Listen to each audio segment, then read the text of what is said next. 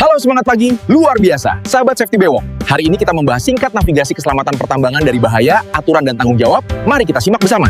Oke, halo semuanya dan selamat datang. Hari ini kita bakal nyelam ke dunia yang resikonya tinggi banget tapi juga super penting, keselamatan di industri tambang Indonesia.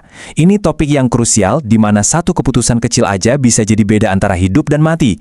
Yuk, kita mulai. Gini ya, biar kita semua sepakat dari awal. Area tambang dengan alat-alat segede rumah dan kondisi alam yang nggak bisa ditebak, itu bukan kantor biasa. Risikonya benar-benar luar biasa, dan taruhannya ya nyawa manusia.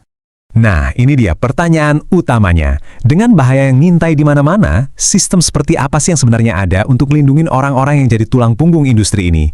Inilah yang akan kita kupas tuntas. Untuk bisa paham solusinya, kita harus kenal dulu dong sama masalahnya. Jadi, mari kita mulai dengan mengidentifikasi apa aja sih bahaya-bahaya utama yang ada di setiap galian tambang. Oke, bahaya pertama dan mungkin yang paling dasar itu datangnya dari bumi itu sendiri. Kita ngomongin soal pergerakan tanah, batuan, dalam skala masif yang kekuatannya bisa ngerusak banget. Nah, yang menarik di sini adalah gimana kita ngelawan bahaya alam ini.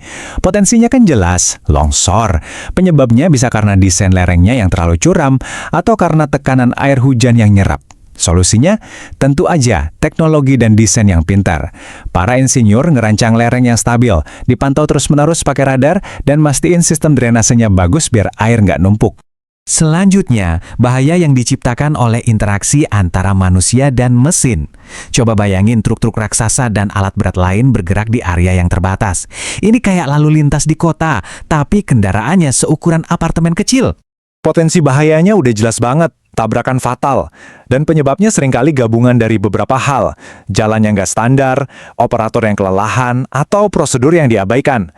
Makanya, pengendaliannya juga harus sistematis, jalannya harus dibuat sesuai standar, ada manajemen lalu lintas yang jelas, dan yang paling penting, ada sistem buat ngatur jam kerja biar operator nggak kecapean. Untuk bisa nembus batuan yang super keras, industri tambang itu pakai bahan peledak. Ini adalah proses yang seharusnya sangat terkontrol. Tapi, sekali aja ada kesalahan, akibatnya bisa dahsyat banget. Coba deh lihat ini. Risiko utamanya itu fly rock, yaitu serpihan batu yang terlontar liar, dan misfire, kondisi di mana bahan peledak nggak meledak sesuai rencana. Nah, pengendaliannya super ketat. Setiap ledakan harus dirancang oleh ahli, area sekitar harus dievakuasi total, dan ada prosedur khusus kalau sampai terjadi kegagalan ledakan. Di sini sama sekali nggak ada ruang buat kesalahan. Oke, kita udah tahu apa aja bahayanya. Sekarang, gimana cara kita ngaturnya? Jawabannya dimulai dari pondasi hukum yang kokoh.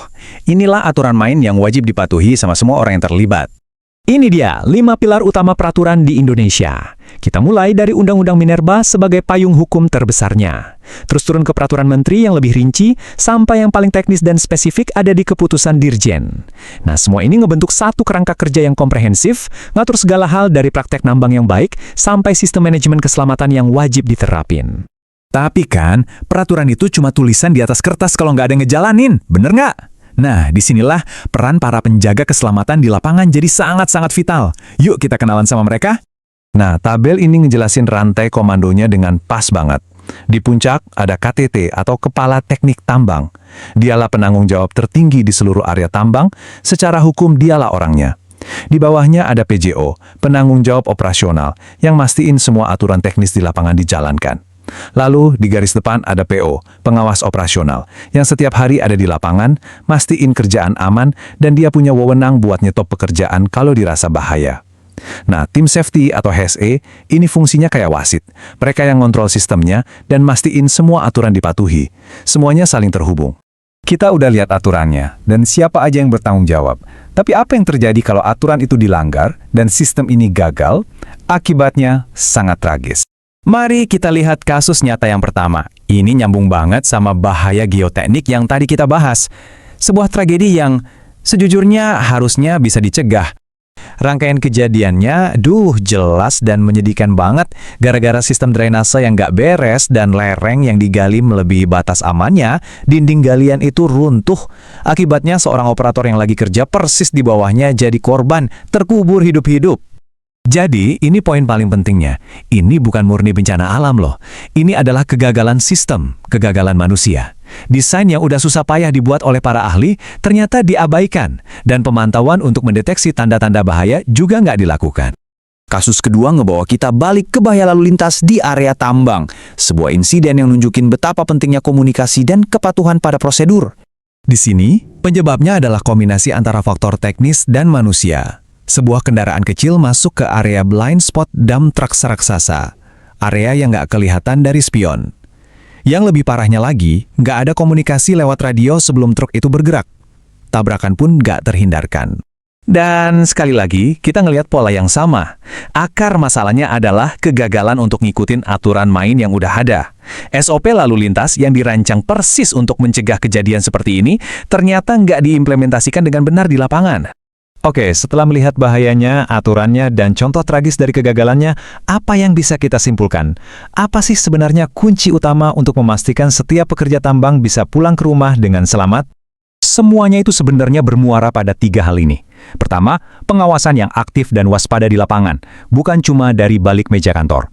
Kedua, kepatuhan mutlak terhadap setiap SOP atau prosedur operasi standar. Dan ketiga, memastikan setiap pekerja punya kompetensi dan pelatihan yang cukup untuk melakukan tugasnya dengan aman. Sesederhana itu, tapi juga sesulit itu. Jadi, pada akhirnya, tantangan terbesarnya itu bukan lagi merancang sistem yang sempurna, karena sistem dan aturannya sebagian besar udah ada dan udah jelas. Tantangannya kembali ke kita, ke manusia, pada komitmen kita semua untuk mematuhi aturan itu, setiap hari, setiap saat, tanpa kecuali. Karena di dunia pertambangan, kepatuhan itu bukanlah sekedar pilihan, itu adalah garis tipis antara pulang dengan selamat atau tidak sama sekali.